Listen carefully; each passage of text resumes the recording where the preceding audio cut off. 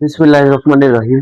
আজকে আমি আপনাদের বলবো যে শেখ হাসিনা কি বাংলাদেশে ফিরবে এবং ফেরার পর তখন কি এই জুলাই যোদ্ধা যারা আছে, এই জুলাই যোদ্ধা তো আপনারা চিনেন, সবচেয়ে ফ্রন্ট লাইনে যারা আছে সার্জিস, নাহিদ, হাসনাত আব্দুল্লাহ, এদের নামই সবাই জানে আর কি, এদের সবাই চেনে সোশ্যাল মিডিয়া এবং বাংলাদেশে সবাই।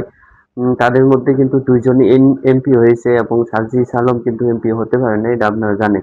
তো এখন মূল বিষয় যেটা, সেটা হলো শেখ হাসিনা আসার পর এই জুলাই যোদ্ধাদের কি তিনি কোনো শাস্তি দিবেন বা তারা কি কোনো পদক পাবেন তার হাতে?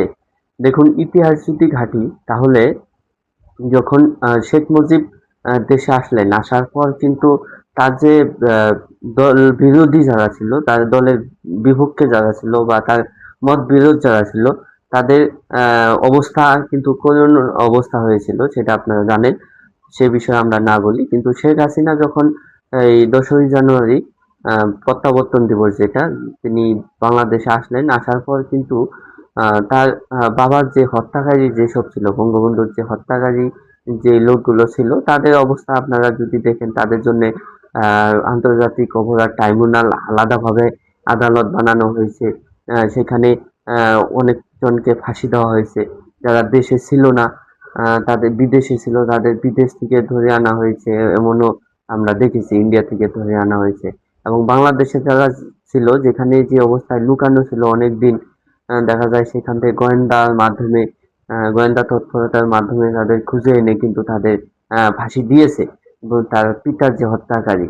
তো দেখুন, এই গণ অভ্যুত্থান যেটা হয়েছে, ছাত্র জনতার যেটা গণ অভ্যুত্থান বলুন, 24-এ গণ অভ্যুত্থান, জুলাইয়ের গণ অভ্যুত্থান, এই অভ্যুত্থানে কিন্তু শেখ হাসিনার কোনো আত্মীয় স্বজন মারা যায়নি, কিন্তু শেখ হাসিনাকে বাধ্য হয়ে পালাতে হয়েছিল এই দেশ এই দেশ থেকে, যখন তার সমস্ত ক্ষমতার তার হাতে, পুলিশ প্রশাসন সবকিছু, তখন কিন্তু তাকে এই দেশ ছেড়ে পালিয়ে যেতে হয়েছে কোথায়, ইন্ডিয়াতে।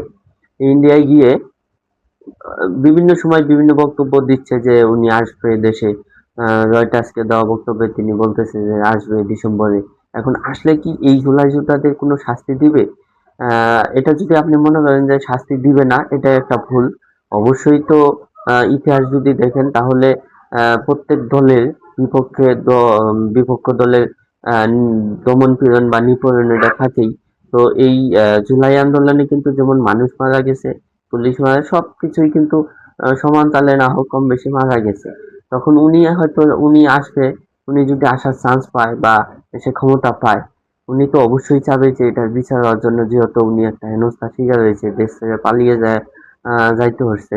তবে বিশেষ করে আমার যেটা মনে হয় যে যারা ফ্রন্ট লাইনে আছে, এই যে হাসনাত, নাহিদ, সার্জিস, এরা দেশে থাকতে পারবে না। যদি দেশে থাকেও, দেশের যদি 70 হাত মাটির নিচেও থাকে, সেখান থেকে ধরে আনবে। পরে বিচারটা কি হয় সেটা তিনি জানেন, বা পরে আপনারা দেখতে পারবেন যদি এরকম হয়।